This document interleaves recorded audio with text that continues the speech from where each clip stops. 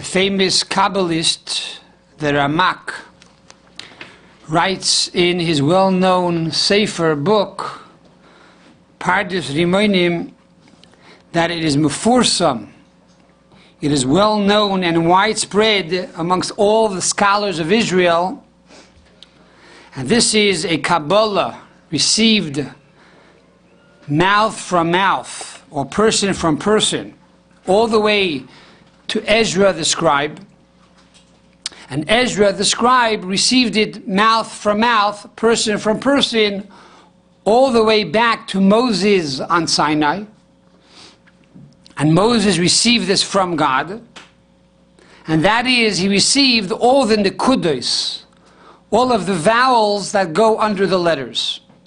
In other words, not only did God give the 10 commandments and the 10 different commandments that were written with the 22 letters of the Aleph-Bais, but also on Sinai God gave over the secrets of the Nikudis of the vowels. And even though it wasn't until Ezra HaSofer, Ezra the scribe, that the vowels were actually introduced to the Jewish people, however, the vowels were already subsumed in the letters and in the words that the teachers taught their students already from Moses on Sinai. So this class we're going to discuss the different Nikudis, the Nikudis in general, and then we're going to go to discuss each of the Nikudis in particular. There are 12 Nikudis. There are 12 vowels in the Torah, and of these 12 vowels, 5 are called Malachim, 5 are called kings, and the others are called servants. And how do we know the kings?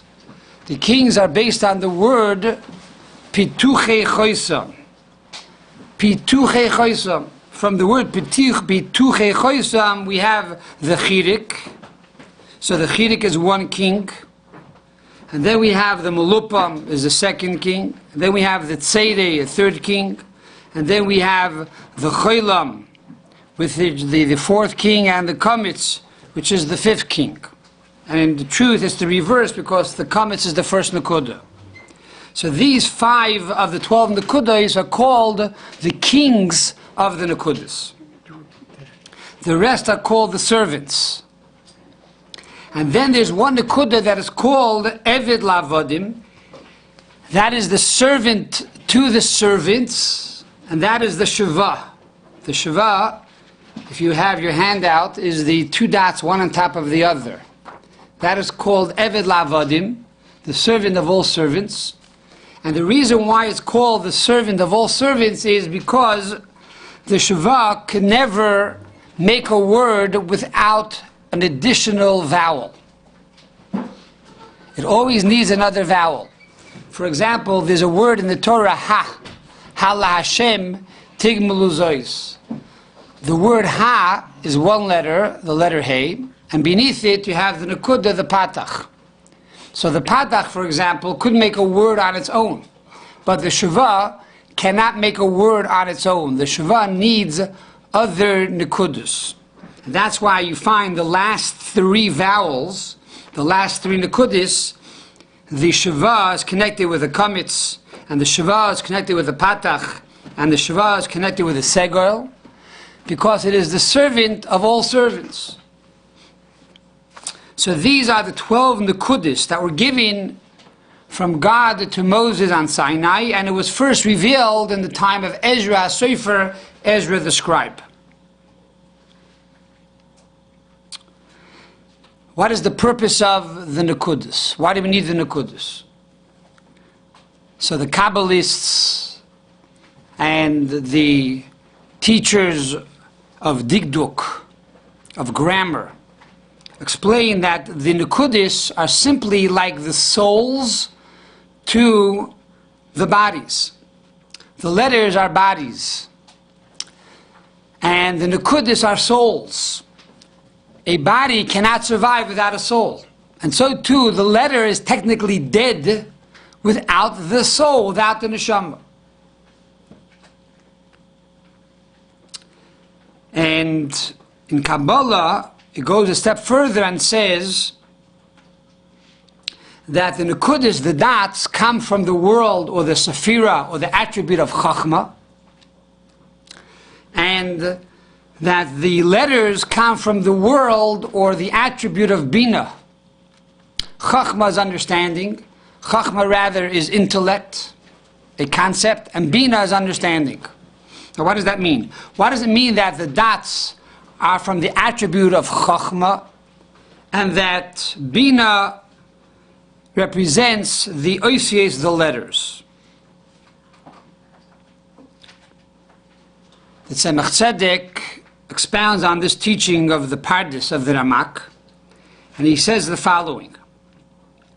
He says, in the Garden of Eden, the sin that took place was because of the letters, not the Nikudis. Only the letters sinned, not the vowels. On the contrary, the vowels are Teshuvah. The vowels will bring the letters back to its pristine state of perfection. How do we understand this? The Tzemach Tzedek says that we find that the vowels could be changed on the letters, but the letters themselves cannot be changed. The letters represent Bina. What is Bina? Bina is understanding. Understanding is also associated with ego. I understand it, you don't. I understand it better than you. I'm smarter than you. So the sin of the Garden of Eden was associated with ego. Chachma, which is the step before understanding. Chachma, which stands for koyach ma, the power of what am I? I'm nothing. Ayin, the absolute nothingness. Humility, bittul, self-nullification. This is the antidote to Bina, to egotism. And that is why the letters are large, representing ego. And the Nikudis, says the Tzemach Tzedek, are very small, they're only a dot, nothingness, ayin. And through nothingness, through humility, one is able to bring Teshuvah, one is able to bring about atonement for the sin of the Garden of Eden. And that is the meaning of Teshuvah. What does Teshuvah mean? Says the Alter Rebbe in Tanya, Teshuvah is Tashuv Hey. The word Teshuvah is broken up into two words, Tashuv Hey, to return the Hey. To return the Hey to where? To the Yud. For God's name is spelled Yud, Hey, Vav, and Hey. So you're returning the Hey back to the Yud of God's name. Hey in Kabbalah represents Bina, understanding. Because the Hey is wide, it's tall, it's deep. The Yud, again, is a dot, a concept, which is Chachma. Teshuvah is returning the Hey back to the Yud. It's returning Bina back to Chachma. It's returning the letters back to the Nikudis. Returning the ego back to humility. So in essence, the dots elevate the letters to the level of ayin, to the level of nothingness, or absolute nothingness, which is Teshuvah. With this concept in mind, we can appreciate the following story. It's a famous story in the Gemara Brachos, Daf Yuram Aleph, page 10, side A. The famous teacher and Tanner, a mayor, says the Gemara over there that there were highwaymen that came to town, and our mayor was very upset about them. They were causing him a lot of problems. So that mayor began to pray. What did he pray? They should die. Rav Meir had a very smart wife. Her name was Beruria. She's mentioned many times in the Talmud as being a great Torah scholar. And she told her husband, Meir, you are a great Torah scholar and you're praying that another person should die. It says in the book of Psalms, and this is a psalm that we read on Rosh Chodesh. It's a psalm that we read specifically for the first day of the month.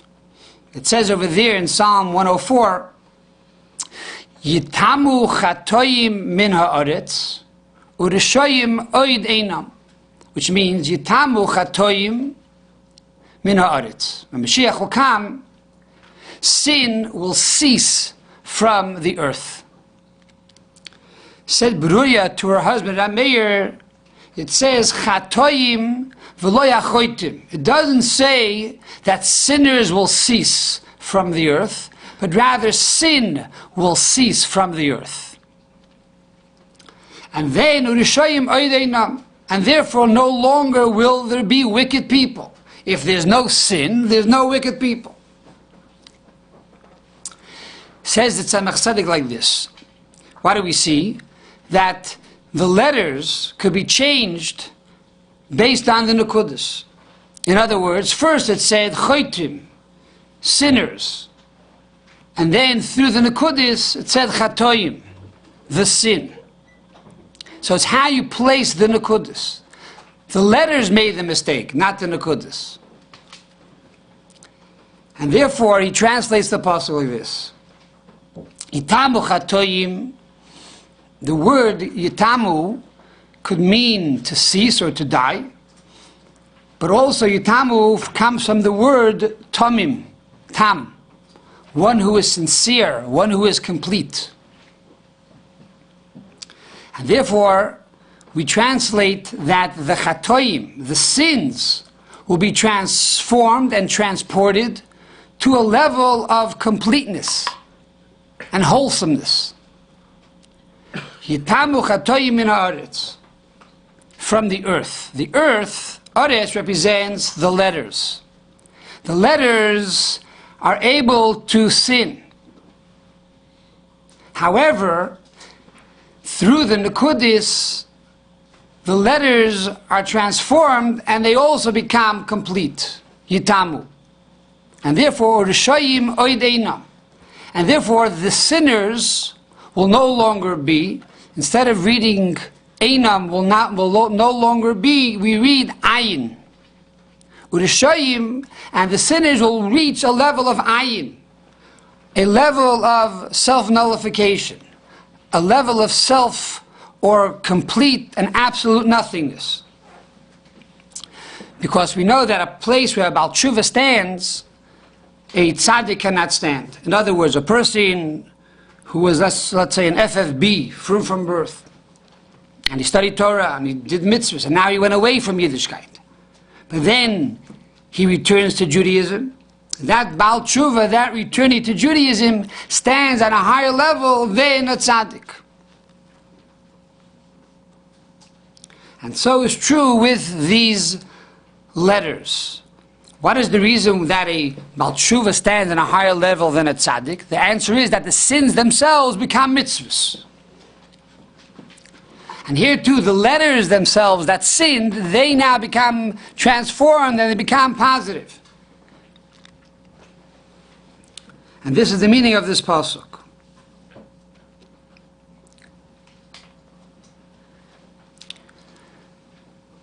There's a teaching that is inspired by the Rebbe, and that is, what is the purpose of all of these dots? We know it means the souls to the letters, and they're also Chachma and Bina, but how do we understand this on a practical level? So I believe it answers the $64,000 question. And that is there free choice, or is everything predetermined? On one hand, we say God gives us free choice to choose good over evil. On the other hand, most things are predetermined. The color of your eyes is predetermined. If you are male or female, it's predetermined. You can't choose that. You can have an operation, but it's not a good thing, not a good idea. Even your spouse, you can't really choose, because it says 40 days before you're born, a heavenly voice calls out that Avraham is going to marry Sarah, Yitzchak is going to marry Rivka, etc., etc. And all your life, you're finding your half a soul. It's one soul that splits up into two, and finally under the chuppah, these two half a souls meet. That's why a wedding is so joyous, because you found yourself. For 25 years you were looking for yourself, now you finally found yourself. So it's a great joyous occasion. So this concept of free choice, is it free choice or is it something that was predetermined? And we could appreciate this with the letters and the Nekudas. We know that a Sefer Torah has X amount of letters. 304,805 letters. And if one letter is missing, the Torah is not kosher. On the other hand, when it comes to Nekudas, we put in the Nekudah.